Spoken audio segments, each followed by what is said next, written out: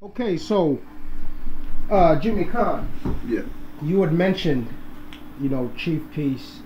You had mentioned Original Flow, but then most importantly too. Well, not most importantly. I mean, the person I'm about to mention is not any more important than the other guys, but I feel the main reason why I'm bringing him up is because he's part of the family that you spoke of earlier, Gorilla Brew. If you could tell the folks the origin of the genesis of Gorilla Brew. Um, who were you speaking of? Deezy. Oh, okay. Yeah, I'm sorry, I didn't I even was say the like, name. Yeah, Deezy. Because you mentioned Deezy earlier. yeah. Oh man, really, it's crazy because ultimately it goes back to me and Triple Eight, and just knowing. Like, you ever had those friends that you just know, like, if you get in a fight, you can call them like 3 o'clock in the morning. They're gonna show up wherever with a baseball bat. Absolutely. And so Triple Eight, even though we've like done things, he's went to China and I went and did my life. It all comes back to square one, And so we always knew we would do something. He's never turned me down when I've been like, "Yo, I got a show. I need somebody to spin." Like, never, And so uh, fast forward a little bit, I'm at the barbershop, just living life, doing my thing, and they know I freestyle. I'm that guy. Like, if you pull up on me and be like, "I heard you can freestyle," like, I'm not gonna back down. I'm gonna drop you right there. I don't care if we're like Facts. in the to-go line at Little Caesars. I'm gonna give it to you hot and ready. You know what I'm saying? And so I'm getting out of the chair, and this little light skinned looking dude walks in. I've never seen him before. Nice cut dude. He's getting in the chair, and the barbers are looking at each other, and they get that look in their eye. My barber, his barber, like, "Hey, he spits. Dude right there got spit, and you spit too. Y'all need to link." Shout out to the barbershops. Right on, Shout out to Legitimate Look, man. Yeah. That's my barbershop, man. James the barber keeps me freshly edged all the time, and then but they were like, "Yo, y'all need to spit for each other," and I slow played it a little bit, like, what I'm saying. But they're like, "No, for real, he got bars." All right then. So for like an hour, me and this guy went back and forth, 16 after 16, and he matched me bar for bar. Yeah. And I was like, "You are dope. Where have you been? Why are you not killing it?" Man, I'm just kind of chilling. I got my degree, and he told me he's got the engineering degree from ACM, and I'm like, my brain starts thinking, "Oh, you got that piece. You have a cog." You know what I'm saying? And so we'll go back to the cogs in a minute, but I'm like, "Oh, there's a piece. Okay. So you have something to offer. You have a resource." And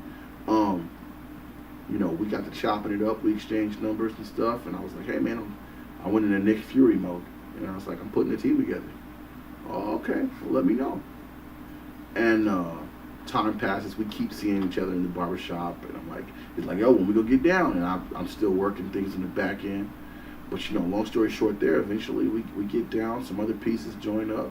I put Rap Suicide out a couple of years back, and the journey to get Rap Suicide done is really what created Gorilla Breed. People don't realize what really goes into being an independent artist when you don't have resources that you can utilize. You don't have favors you can call in from all over the state and the city and the region.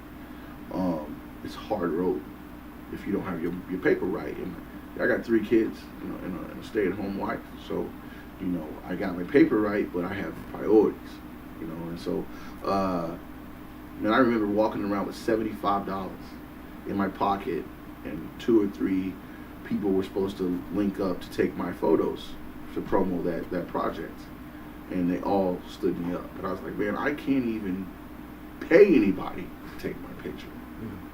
What is going on?" And fast forward to now. Obviously, that's not a problem. Everywhere I go, there's a photo op. You know what I'm saying? At Hubbly Bubbly, there's a whole aisle full of photographers. Shout out to the shooters. We appreciate y'all, you know. And so, uh, but that was really tough, man. I paid the money, got it mixed and mastered right, learned, I'm not afraid to admit it, learned that there's a difference between going in and tracking and paying that, you know, $35 to $45, $50 an hour to get the song tracked. Then once you get tracked, then you have to mix and master. And that's probably going to cost you too, depending on where you're going. Shout out to Reggie Ganther for teaching me that lesson. You know, good friend of mine, great sound, but a boss in every sense of the word. And you know, Rap Suicide set me back about $3,500 after it was all said and done. Tracking, mixing, mastering, photography, you know, artwork, merch, the whole nine, music video, everything out the door. About $3,500, which is good. Now I know it's good. Back then I was like, oh hell no. You know what I'm saying? But you know, I remember just being exhausted after the project, and there's got to be somewhere someone is looking for somebody to shoot like me. Somewhere there's got to be an engineer who wants to record people, but they want to record the right people.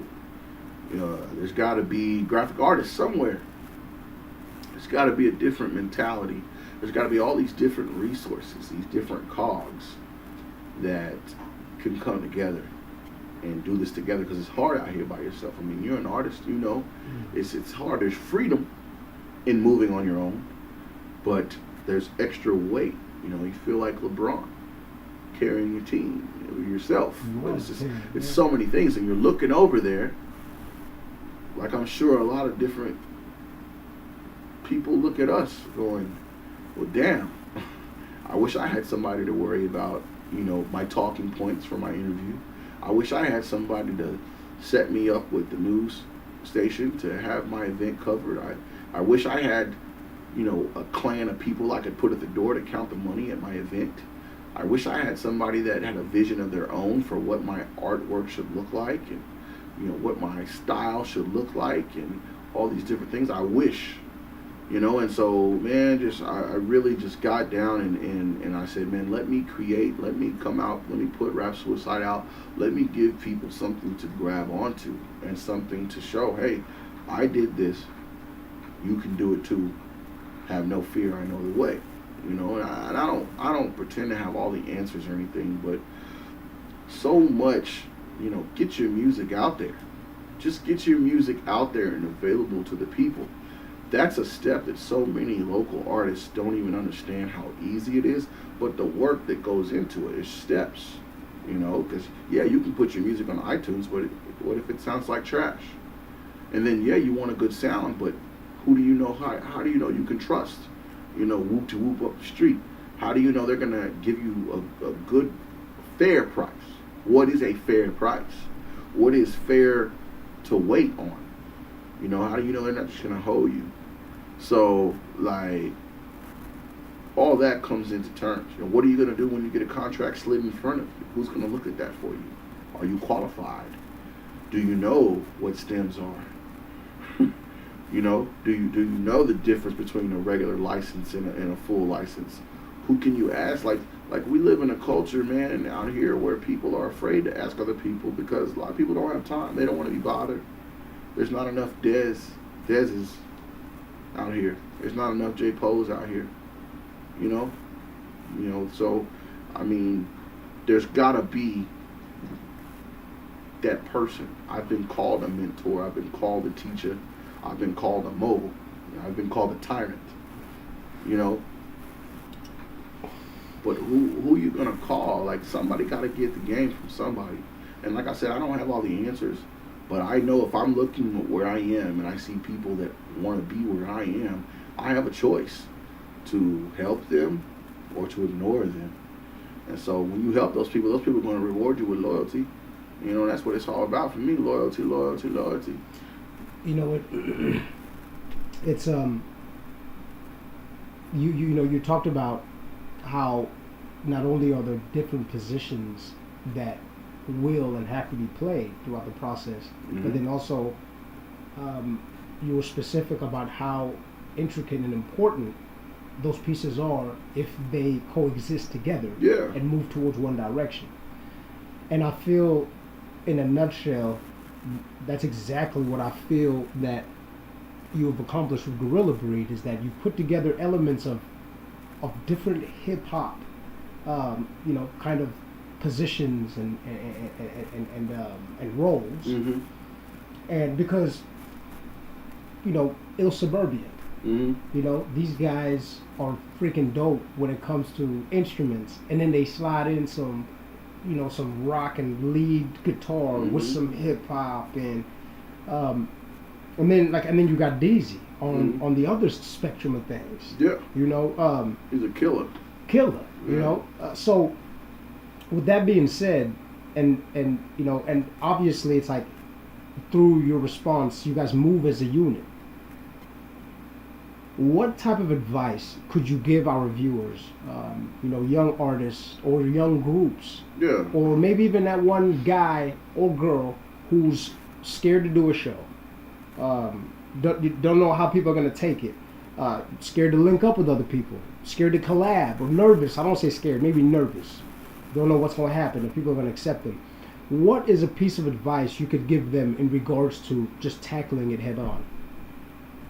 Scared money don't make money. I'm an equity person. I posted this the other day on Twitter, and I said, wasted time is my number one pet peeve.